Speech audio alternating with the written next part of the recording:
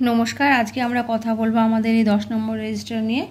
আমার এক দিদিভাই, সহকর্মী দিদিভাই 10 নম্বর রেজিস্টারটা একটু দেখানোর কথা বলেছেন, তো সেই জন্য আর কি দেখাচ্ছি। তো এই রেজিস্টারটি আমাদের 8টি অংশ থাকে। তো প্রথমে আমি দেখাচ্ছি। প্রথম হচ্ছে এই যে আমাদের অংশ নম্বর 1, এটা কিন্তু আমার পুরো একটা ফাঁকা রেজিস্টার, পূরণ করাটা সেন্টারে রয়ে গেছে, সেটা আনতে ভুলে গেছি। তো এটি আমি দেখিয়ে দিচ্ছি, একটু বুঝে নিলেই হবে। এটা কিছু না, এটা আমরা জানি যে এখানে একটা বছরের হিসাব থাকে পরিবারের ক্রমে। আর প্রথমত এখানে বলেই দিয়েছে যেটা আমাদের রুল দিয়ে করতে হবে, জাতি বিভাগ। এটা আমরা একটু পড়ে নিলেই বুঝতে পারবো যে এখানে কী বলছে। এখানে কি শুধু পরিবারের প্রধান কর্তার নাম, তার আধার নম্বর, আর হচ্ছে পরিবারের মোট সদস্য সংখ্যা, স্ত্রী পুরুষ, তার বয়স অনুযায়ী যে ভাগ, এগুলো আমরা সবটাই জানি। এটা পড়ে নিলে আমরা নিজেরা করতে পারবো। এখানে ওই কয়েকটা অংশে একটু সমস্যা হয়, সেই জন্যই হয়তো বলেছেন। তো এখানে অন্য কারো থাকবে না, শুধু পরিবারের সদস্য, পরিবারের প্রধান কর্তার নাম। আর হচ্ছে পরিবার বলতে আমরা কি বুঝি, একটা বাবার হয়তো একজন বাবার 2 সন্তান, তাহলে তার সেই 2 সন্তান হচ্ছে ভিন্ন। এক্ষেত্রে তাহলে তার সেই 2 সন্তানেরই আলাদা আলাদা নাম হবে। পরিবারে তার পিতার জন্য একটা ঘর, ঠিক আছে, আর হচ্ছে তার সেই সন্তানের, যেহেতু আমরা জানি পরিবার মানে এখন আলাদা, তার জন্য তার আরেকটা পরিবার। এইভাবে আমরা এই ঘরটা আমরা পূরণ করব। আর তার সন্তান যদি এগুলো না থাকে তাহলে আমরা 0 করব, যেমন হবে সেইভাবে এই ঘরগুলো আমাদের পূরণ করতে হবে। এটা হয়ে গেল আমাদের 1 নম্বর অংশ। এবার এলাম 2 নম্বর। 2 নম্বরে কি বলেছে, এটা হচ্ছে প্রতিবন্ধী। প্রতিবন্ধী যদি থাকে তবেই লিখব যে ক্রমিক সংখ্যা, পরিবারের ক্রমিক সংখ্যা কত। পরিবারের ক্রমিক সংখ্যা আমরা আমাদের যে সার্ভে রেজিস্টার সেখানেই পেয়ে যাব। পরিবারের মধ্যে তার সংখ্যাটা কত সেইটা এখানে বসাতে হবে। হয়তো পরিবারের সংখ্যা দেখা গেল 15, তাহলে 15 নম্বর পরিবারের মধ্যে তার সেই সদস্যের নামটা আছে কত নম্বরে, হচ্ছে শিশুটার নাম কত নম্বরে নাম আছে। 1-এ থাকতে পারে, একে তো থাকবেই না, যেহেতু আমরা পরিবারের 1-এ থাকে পিতা, তারপরে মাতা, তারপর সন্তান, 3, 4, 5 এরকম হয়তো সংখ্যাটা এখানে বসবে। সেটা জন্ম তারিখ। এবার এপ্রিল মাসে বয়স পূর্ণ মাসে আমাদের এটা লিখতে হবে। প্রতিবন্ধকতার ধরন কি, এখানে ধরনগুলো দেওয়া হয়েছে, সেইগুলো কি ধরনের, জাতিটা কি, সংখ্যালঘু বলতে আমরা যেটা বুঝি সাধারণত জানি, এখানে তপশিলি জাতি ও যে হিন্দুদের মধ্যে যে ভাগ থাকে, তপশিলি জাতি, উপজাতি, অন্যান্য সংখ্যালঘু সম্প্রদায়, মানে আমাদের মুসলিম সম্প্রদায় যেটা সংখ্যালঘু, সেটা আমরা লিখবো এখানটায়, আর বয়সটা সেটা লিখবো। এ হচ্ছে 2 নম্বর। এবার আমাদের 3 নম্বর অংশ। এটা কি, প্রকল্প এলাকার প্রাপকদের, আর সবটা কিন্তু আমরা রুলে করব। প্রকল্প এলাকায় প্রাপকদের জনসংখ্যার বার্ষিক সারাংশ এপ্রিল মাস পর্যন্ত, যেটা আমরা প্রত্যেক বছর আমাদের দিতে হয়, সেটা এখানে দিতে হবে। তপশিলি জাতি, উপজাতি, অন্যান্য। এবার তপশিলি হয়তো দেখা গেল সেই সংখ্যাগত 0 থেকে 5 মাসে, এটা হচ্ছে আমাদের প্রসূতির ঘরের, প্রসূতির যে হিসাবটা সেটাই কিন্তু বসবে। তপশিলি যদি থাকে তাহলে বালক বালিকা ভাগ, তপশিলি উপজাতি থাকলে, অন্যান্য থাকলে তার মোট এটা বসবে। আর হচ্ছে সংখ্যালঘু যদি থাকে তাহলে সংখ্যালঘুটা এখানে বসবে। প্রতিবন্ধীটা থাকলে আমাদের আলাদা বসাতে হবে। এটা হচ্ছে বছর, এখানে উল্লেখ করে দিয়েছে। হয়তো ধরুন এখন আমার 2025 চলছে, তাহলে 2025-এর এপ্রিল মাসে গিয়ে লাস্টে আমাদের যেটা, সেইটা আমরা এখানটায় বসাবো, এপ্রিল পর্যন্ত যেইটা। তারপরে 2026-এর এপ্রিল পর্যন্ত যেইটা, সেইটা বসাবো। আমরা রুলে করবো সবটা। এটা কিন্তু এইভাবে বোঝা গেল ব্যাপারটি। এখানে বয়স আমার উল্লেখ করে দিয়েছে, একদম এটা পরিষ্কার। এইটা হচ্ছে এই ঘরটা আমাদের এইভাবে পূরণ করতে হয় আমাদের, এটা বছরের জন্য। এটা জাতি বিভাগ, বয়সগুলো কোন বয়সে কোনটা বসাবো বলে দিয়েছে। গর্ভবতী, প্রসূতি, সাধারণত আমাদের এই যে প্রসূতির ঘর আর এই 0 থেকে 5-এর এই ঘরটা একই হবে, এখানে ভাগ করে হবে। আর এখানে প্রসূতির মায়ের সংখ্যাটা আমরা বসাবো। এই হচ্ছে হিসেব। এবার চলুন আমরা 4 নম্বরটা দেখে নিই। আর এই 3 নম্বর অংশটা আমাদের একটাই রয়েছে, এখানে আমাদের 6টা বছর করা যাবে, 1, 2, 3, 4, 5, 6। তারপরে আবার আমরা মুছে নিয়ে তারপরে আবার করতে হবে, সেই জন্য আমাদের এটা সবসময় রুলে করতে বলা হয়।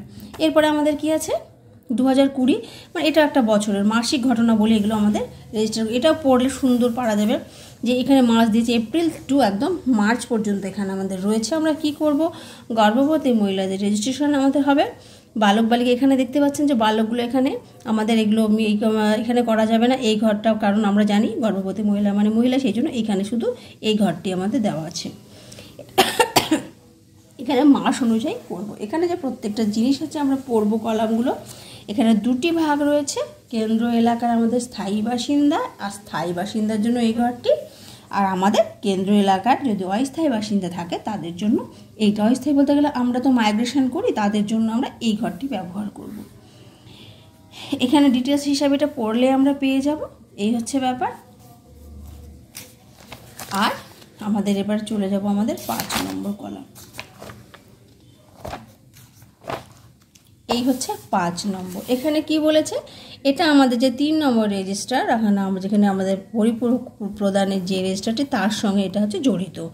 21 দিন কি বলেছে, যে প্রতি মাসে 21 দিন বা তার বেশি যদি আহার পেয়ে থাকে এমন দিনের সংখ্যা, তাহলে আমাকে অ্যাটেন্ডেন্স করার একদম শেষে গিয়ে আমি যখন টোটাল অ্যাটেন্ডেন্সটা করব তখন আমি এই ঘরটি পূরণ করতে পারবো। একদম মাসের শেষে গিয়ে আমাকে এটি করতে হবে। কারণ তাই তপশিলি জাতি, উপজাতি, অন্যান্য এই 3টির মোট হবে এই ঘরে। আর সংখ্যালঘু থাকলে সংখ্যালঘু, প্রতিবন্ধী যদি থাকে তাহলে তার ভাগটা আমরা আলাদা করে দেবো। এখানে বয়স অনুযায়ী দিয়ে দেওয়া আছে। এই যে 6 মাস থেকে একদম 2 বছর 11 মাস, অর্থাৎ 6 মাস থেকে 3 আর 3 থেকে 6, যেটা করি গর্ভবতী প্রসূতি। এইটা হচ্ছে আমরা কিভাবে পূরণ করব, আমাদের যে 3 নম্বর রেজিস্টার রয়েছে পরিপূরক আহার, সেইটা শেষে গিয়ে পুরো হিসাব হয়ে যাবে যখন মাসের শেষে, তারপরে গিয়ে এটা পূরণ করব।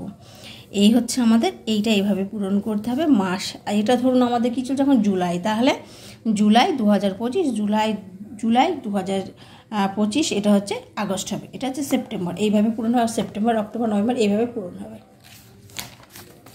এই হলো 5 নম্বর। এইবার আমরা একটু দেখে নেব আমাদের 6 নম্বর রেজিস্টার। এই হচ্ছে 6 নম্বর রেজিস্টার। এখানে কি বলেছে, এইটা সে আমাদের যে 4 নম্বর রেজিস্টারটি এখন আমাদের বর্তমানে সেটা আমাদের কাছে নেই। পূরণ যখন করতাম তখন আমরা কিভাবে করেছি, এটা 4 নম্বর রেজিস্টারের সঙ্গে যুক্ত। রেজিস্টারের সঙ্গে যে 16 দিন বা যে যারা 21 দিন পাবে তাহলে তারাই 16 দিন পাবে, এক্ষেত্রে কোনো অসুবিধা নেই। তাহলে ওই ঘরটি যদি আমার এই 5 নম্বরের যে কলামটি এটি যদি আমার পূরণ হয়ে যায়, তাহলে এটা আমার দেখা মানে আমার এটিও হয়ে যাবে, কোনো সমস্যা হবে না। এখানে বালক বালিকা ভাগ করে দেওয়া হয়েছে, ভাগ করে করবো। এটা কেবলমাত্র প্রি স্কুলের জন্য।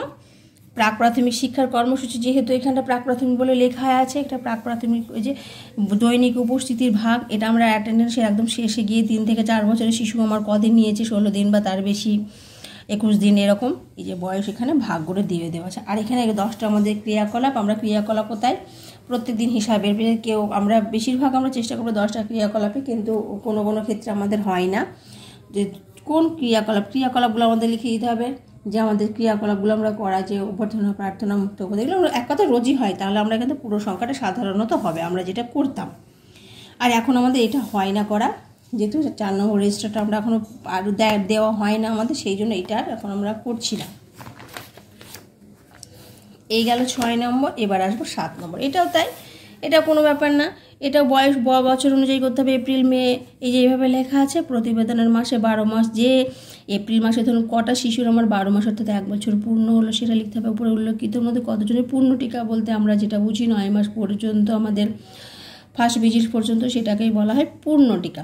তাহলে ফার্স্ট ভিজিট পর্যন্ত যটা সংখ্যা, হয়তো দেখা গেলো আমার হয়তো 12 মাস পূর্ণ হয়েছে 2টো শিশু, তাহলে দুটোর মধ্যে 2টো যদি টিকা পূর্ণ টিকা হয়ে গিয়ে থাকে, পূর্ণ টিকা বলতে বোঝে আমাদের ফার্স্ট ভিজিট পর্যন্ত, অর্থাৎ 9 মাসের যেটা দেওয়া হয়, তাহলে সেই সংখ্যাটায় বসিয়ে দেবো। অনেক ক্ষেত্রে হয়তো গেলো বাচ্চার কোনো শারীরিক সমস্যার ক্ষেত্রে হয়তো হলো না 2টো শিশুর, তাহলে ওপরে হয়তো 12 মাস পূর্ণ হয়েছে লিখলাম 2টো, আর এইখানে নিচে গিয়ে আমি লিখলাম তখন যে হয়তো একটা শিশুর হয়েছে। ঠিক এটা এইভাবে করতে হবে।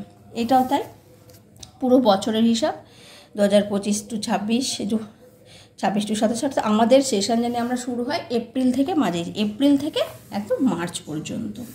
এই ঘরটা এইটা বসবে কি এই 2025 সালের এপ্রিল থেকে 2026 সালের একদম মার্চে, আর লাস্টে গিয়ে তখন পুরো হিসাবটা মার্চ টু এপ্রিল টোটাল হিসাবটা আমাকে এখানে বসাতে হবে, তো পার্সেন্টেজটা করতে হবে। এই হলো 7। আর যা হয়ে গেল কথাটা।